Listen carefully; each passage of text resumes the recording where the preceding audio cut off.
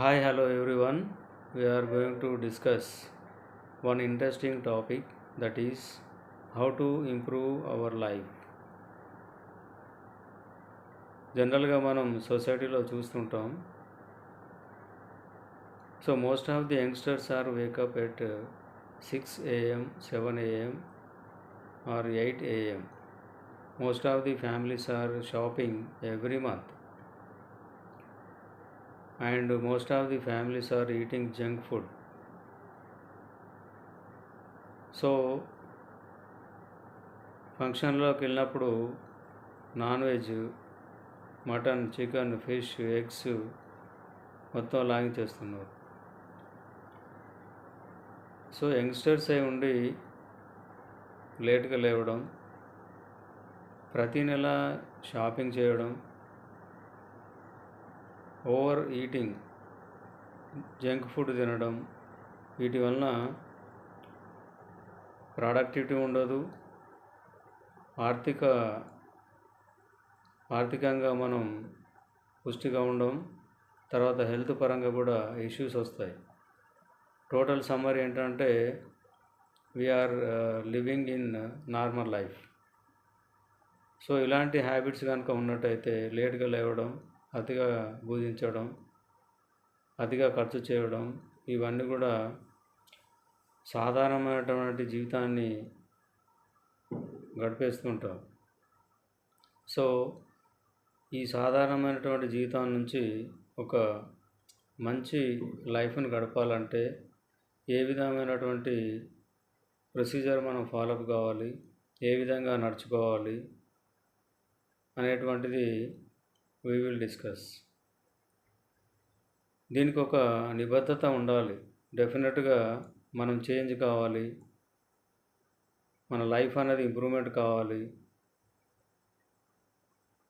అందరిలాగా సామాన్యమైనటువంటి జీవితం ఉండకూడదు అనేటువంటి ఒక డిసిప్లిన్ రావాలి, ఒక కమిట్మెంట్ రావాలి. అది కనుక తీసుకున్నట్టు అయితే డెఫినెట్గా ఇప్పుడు కొన్ని మనం డిస్కస్ చేద్దాం. అందులో మన లైఫ్ సాధారణ స్థాయి నుంచి అసాధారణ స్థాయికి రావాలంటే ఫస్ట్ థింగ్, వేకప్ ఎర్లీ. ఉదయాన్నే నిద్ర మేల్కొనడం.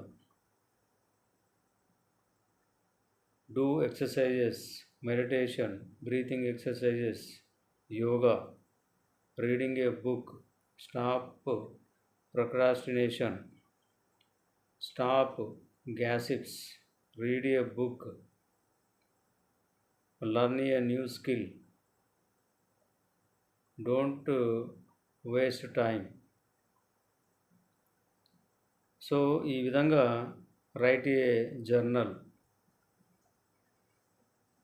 ఇవన్నీ మనం ఇంప్లిమెంట్ చేయాలి. సో మనం ఫస్ట్ అనుకున్నట్టు wake up early, meditation, yoga, exercises, ఇవన్నీ కూడా మనల్ని హెల్త్ విషయంలో ఫిట్గా ఉంచుతుంది. ఎప్పుడైతే మనకు హెల్త్ బాగుంటుందో ఎనర్జీ ఎలివేట్ అవుతుంది, ఫ్లో అవుతుంది. అప్పుడు మనం ఏ పనైనా కూడా చక్కగా అనుకున్న దాని ప్రకారంగా నిర్వహించగలుగుతాం. తర్వాత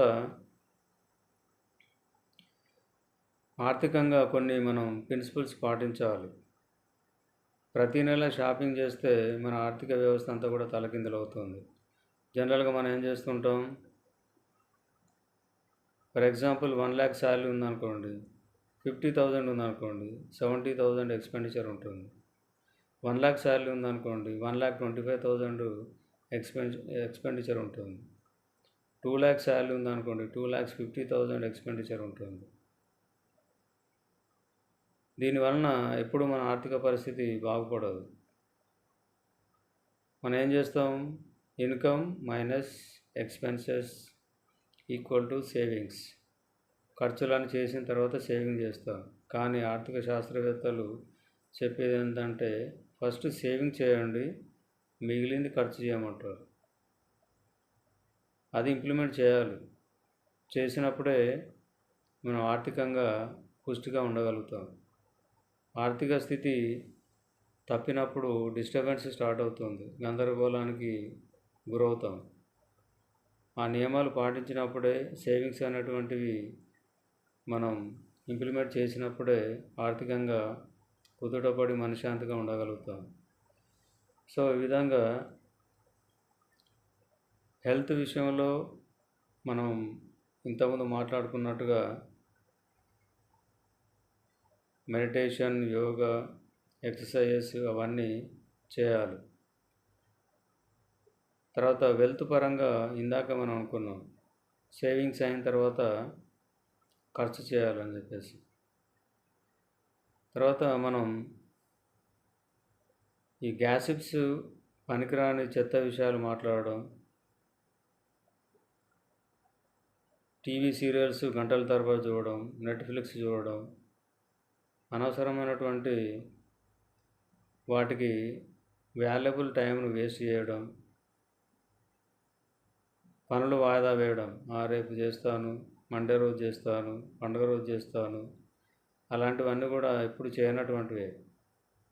స్టాప్ ఎక్స్క్యూజెస్, ప్రతిదానికి ఒక రీజన్ చెప్పడం, తప్పించుకోవడం, ఒక రెస్పాన్సిబిలిటీ లేకపోవడం. Take full responsibility. ఒక సీరియస్నెస్ ఉండాలి, కమిట్మెంట్ ఉండాలి, డిసిప్లిన్ ఉండాలి.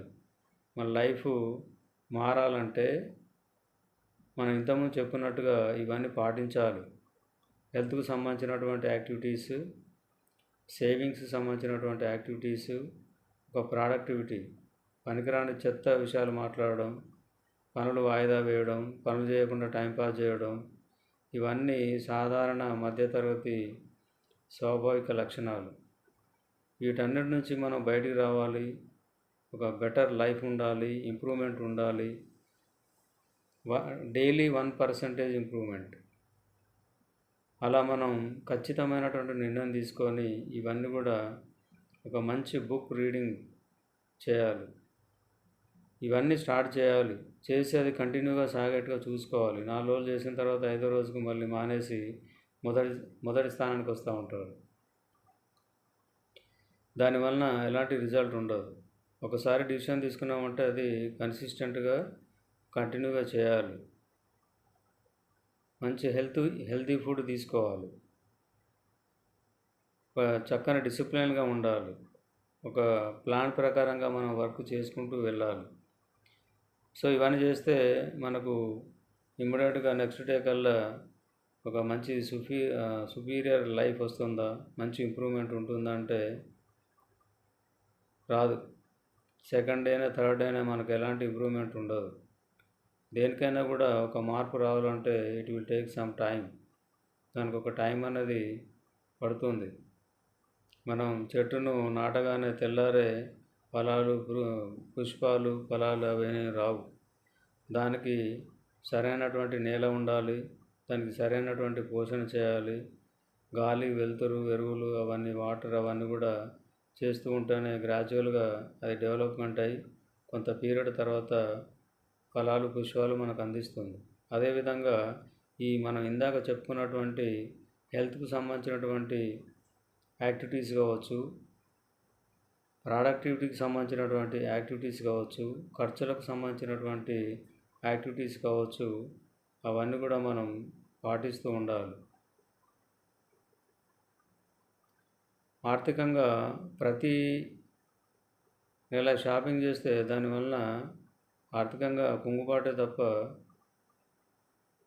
ఇప్పుడు 5,000 కొంటామని చెప్పేసి వెళ్తారు, అక్కడికి వెళ్ళి ఆ డిస్కౌంట్ల రూపంలో ఆకర్షించబడి 10,000 డ్రెస్సులు తీసుకుంటారు. అనవసరంగా ఒక 5,000 రూపీస్ ఎక్స్ట్రా ఖర్చు చేస్తూ ఉంటారు. ఈ చిన్నవన్నీ కూడా మనం ఎలిమినేట్ చేయాలి. అవన్నీ కూడా ప్రతిదీ కూడా మనం ఒక సిస్టమేటిక్గా రిమూవ్ చేసుకుంటూ వెళ్ళాలి. అలా చేసినట్టు అయితే కొంత పీరియడ్కి మనకు మంచి రిజల్ట్స్ వస్తాయి. డైలీ 1% చొప్పున మనం కనుక ఇంప్రూవ్మెంట్ అయినట్టయితే ఒక 1 మంత్లో 30% ఇంప్రూవ్మెంట్ ఉంటుంది. సంవత్సరం తిరిగేసరికి 365% మనకు ఇంప్రూవ్మెంట్ కనబడుతుంది. చాలా వ్యత్యాసం ఉంటుంది, బెటర్ ఇంప్రూవ్మెంట్ ఉంటుంది. 37 times we are in better condition. So ఇవన్నీ ఆచరణ రూపం, కార్యరూపం దాల్చినప్పుడే మనకు చక్కటి రిజల్ట్స్ వస్తాయి. కొంతమంది పనికిరాని సోది కబుర్లు చెప్పడం, చేసేవాళ్ళని చేయనీయకపోవడం, పనులు వాయిదా వేయడంలో నంబర్ 1గా చలామణి కావడం, ఎవరి మీద నెపం వేసి తప్పించుకోవడం, ఇవన్నీ సాకులు చెప్పడం, ఎక్స్క్యూజెస్ చెప్పడం, వీరంతా సాధారణ జీవితానికి సాధారణ లెవెల్లోకి ఉండేటువంటి వ్యక్తుల మనస్తత్వం అది. సో ఈ విధంగా meditation, yoga, exercises, book reading, writing a journal, stop excuses, stop procrastination, learning a new skill, ఇవన్నీ ఇంప్లిమెంట్ చేయండి. అద్భుతమైనటువంటి రిజల్ట్స్ వస్తాయి. డిసెంబర్ 2026 కల్లా you are not the old person, you are the new person. డెఫినెట్గా అద్భుతమైనటువంటి మార్పును మీరు గమనిస్తారు. మీరు ఈ డిసిషన్ తీసుకోండి, దానికి స్టిక్ అయి ఉండండి. మార్పును ఆర్థికంగా, ఆరోగ్యపరంగా, ప్రొడక్టివిటీ పరంగా మంచి ఇంప్రూవ్మెంట్ అనేది ఉంటుంది. So subscribe it, enjoy it, benefit it, share it to your friends.